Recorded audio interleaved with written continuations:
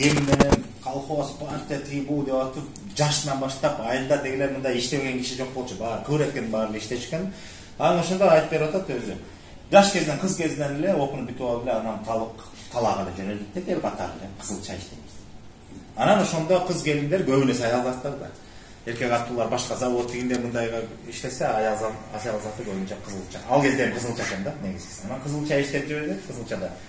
Анан ушундай келишип баягы шернелеп коюп калып кызыл чача аялдарда ошо кыз келиндер бар аралашкан улуу аялдар бар дейт. Анан кезектешип анан шерине жечүбүз дейт. Эми шерине десе азыркыдай шеринени элестетпей эле там чарчылып. Жөн эле кезектешип жалпы ошол талаага алып барып алып бирөө тамак жасап ортого алып келип тамак жасашкан. Мына шерине деп койгон да ошо. Эми болгондо мындай салауаттуураак тамак жасашкан. Аны күндөрдө эмес, аны бир белгилүү бир айда бирби же бир жумада бирби ушундай кезектешип шерине деп койгонбуз дейт. Анан ошентип кезеги боюнча кимге келсе алып барып үйүнөн тамак даярдап, ысык тамак анан талаага алып барып ошол тамак жешкен. Өзүнчө бир салтанат майрам сыяктуу. А болбосо мындай эле түзүлгөн тамак дейт. Анан бир күнү ошентип эле кезеги мага келди дейт. Анан талаана таң эрте чыгабыз дейт. Кечке чейин иштемейди. Азыркыдай 8 саат тигип жок ал жерде. Илгерide билесиз, ал жерде таң аттыбы, бүттү, жарык кирдиби, жумушка кирмей, жарык караңгы кирмейинче иштемей. Ал жерде бир 10 саат иштесе керек жайдын күндөрү. Анан ошентип талаалап жүрөбүз. Анан түшкү тамактанууга кезек менде болгондон кийин мен бир аз эртерээк үйгө чыктым дейт кайра. Үйдөн эртерээк тамак жасап алып, анан түшкү алып барыш керек дейт. Анан ошол талаа менен айылдын ортосунда мындай эле адамдар басып өткөн бир жалгыз аяк жол бар дейт. Мындай натоптон тропа деп коет го, орусча айтканда. Анан ошол жолдун боюнда жалгыз бир дарак бар болчу дейт. Бак. Талаада бир жалгыз бак. Алыстан эле көрүнөт. Ошол бактын түбүнө дайыма элдер көлөкөлөп болуп, эс алат жайында кимдер. Бирок талаалап кимдер, эми жолоочулар эс албаса, көбүнесе баарыбыз билебиз. Анан ориентир бирден болсо те бакта деп, бактан кийин бакка чейин деген сөздөр болот да. Анан кайтып келатканда жөн эле келген дейт. Анан тамагын бышырып алып айтат ошондо бир 2 жилик бар экен үйдө. Ошол 2 жиликти асып бышырып, анан дагы бирдеме камыр кесме аралашып бир тамак кылыпты да кыскасы. Анан ошону бир чарага салып алып, анан майда чүйдө нан панын салып алып, эми нан жасап алып, бир дастарконго ошонун баарын ороп, чараны көтөрүп алып, үйдө баратат. Деги кызыл чачыларга шерине берем, тамак берем. Анан кетип баратканда баягы жолдун боюндагы бактын түбүндө бир киши, кары киши отурат. Анан ошондо эстедим дейт. Анда санта бир киши отуруп калат дейт. Эми жолоочулар отуруп калат, ким билет, анын ишибиз деле жок да. Биз күнүгө кызылчага нары бери аттайбыз аны менен. Учаш коебуз, ишибиз деле жок анан. Эмне такое? Нормальное явление деген дейт. Анан ошентип келатсам бир киши отурат дейт. Эми ким экенин деле тааныбайм. Эми отуруп бир көлөкөлөп отурса керек бир баягы жака жолго жүргөн кишилердин бирөөсү окшойт дейт. Карасам абышка экен, анан учаштым дейт, кетип барат. Анан али калды дейт. Анан уялып кетип өзүм чараны көтөрүп баратсам, анан жалгыз аксакал улуу киши отурса деп анан аксакалга кайрылып туруп, аксакал келиңиз мондан ооз деңизчи, мен тамак алып баратмын деп алдына коюп, дастарконду жазып туруп, чаранын алдына коюп туруп, ошонун бир 2 жиликтин улуусун алдына тартып, мондан ооз деңиз. Кайpa баратасың кызым десе, ушундай бизде шеринебиз бар, биз кысылчада иштейм, ушундай жакта бүгүн мен кезегиме ушундай тамак жасап бардым. Жакшы ишиң бар экен тегип деп туруп, бир чымчым үзүм эле ооз дейт дейт. Анан аябай ыраазы болуп туруп, анан батасын берди, коем. Жол улам, көккө кармалбай сени күтүп калды дейт.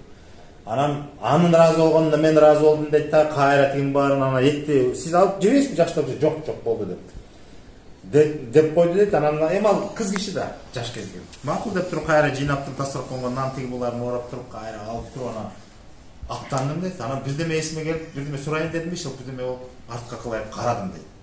Күндүз чак түштө талаада бир бак түптүз талаа. Тиги киши жок дейт.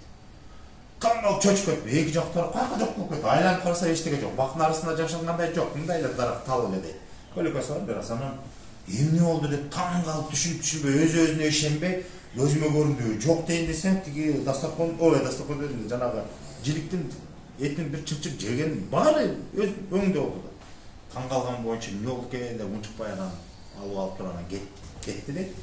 Эч кимге айткан жокмун дейт, шерден өткөрүм дейт. Анан кийин караганда бул киши анан ошону эстеп айтыптыр. Зуракка болбоду ошондо бир кадыр бир мени колдогон окшойт, кезиккен окшойт, себеби жашоодо абдан чоң кадыр бүттүм дейт, бактуу болдум. Анан өзүнүн бир кандай десем, өкүнүчүбү, кейигениби бир ушундай сөз айтылат дейт тиги санжырада. Ошондо менин жана устуканын же көбүрөөк жеп койбой же мындай бир жана бир эле чын дегени өзүн аябай жаман сезип турду. Ушундан көрүп тур да көбүрөөк болсо мага жакшыраак болот эле депчи. Арманы бар да. Аны эмне арманың бар таңдаштырып. Мисалы Кадыр Күттүкүн дегени эми түшүнөсүңүз, Советтер Союзунун ал кезде элестет. Бир эмес, бир нече жолу Сарсакс эмгектин баатыры деген Кыргыз Республикасы Советтер Союзунун рейтингинде согуштан кийин биз 11-чи орунда болчубуз, билесиңби? Аянтыбыз боюнча, элдин саны боюнча, өндүрүш жагынан, бардык жагынан статистика боюнча биз 11-чи месте болчубуз. Жанагы 15 республика тизмектегенде, ал жерде статуска жараша тизмектелген да. Элдин саны тең бардык, сөзсүз түрдө элдин көп эмес. Мындай, пап немеси боюнча да, ар тараптуу категориялар. Биз 11-чи орунда турчубуз. Не по алфавиту, мисалы, А, Б, В деген жок. Болбосо биз ортодо болмокпуз. Аны ошентип, ошол СССРдин убагында эки жолку социалистик эмгектин баатыры деген наамга жетиш бул оңой эмес. Тим более аял киши. Кадырлоордун Москвага бир нече жолу барды, чоң съездтерге делегат болуп барды деп көп абдан жакшы болду. Бирок бир өкүнүч бар экен да, анан жана өкүнгөнүн ойлоп жүрөт өзүнүн менин өкүнүчүм ошол окуяга байланыштуу деп өзүн айтып жүрөт. Бир эле чымчымоос тийип койду дейт. Эгерде ошондо тойго бир ыраазы болгондо балким менин турмушум андан да жакшы болот да. Эмне өкүнүчү бар эле деп ойлойсуң? Айтматов болду эми. Жок. Айтматов болбойт. Эмне өкүнүчү бар? Үй бүлөсү. Иә. Үй бүлөсү. Туура. Тукумдары жок. Үйлөнгөн эмес. В смысле, Бала болгон. Төрөгөн эмес.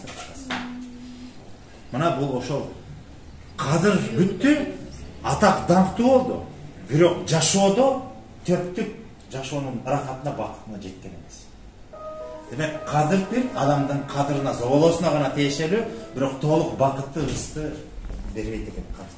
А Кыдыр болсо адамдын турмуш жолун өзгөртүп, турмушунда бир топ ийгиликтерге жеткирет. Ошондо деңгээли боюнча Кыдырдан өйдө болду. Бирок баарынан жогору Кызыр экен. Себеби Кызыр чалган адамдар жашоон өзгөртөт экен. Мисалы Манастын мисалы. Эми эң кызык нерсе ушул үчөө тең булар сыйкыр колдоочулар. Эмне үчүн сыйкыр колдоочулар дегенде, булар кадимки этажер получается сыйкырда бар болуп көрүнүп кайра жок болуп кетет.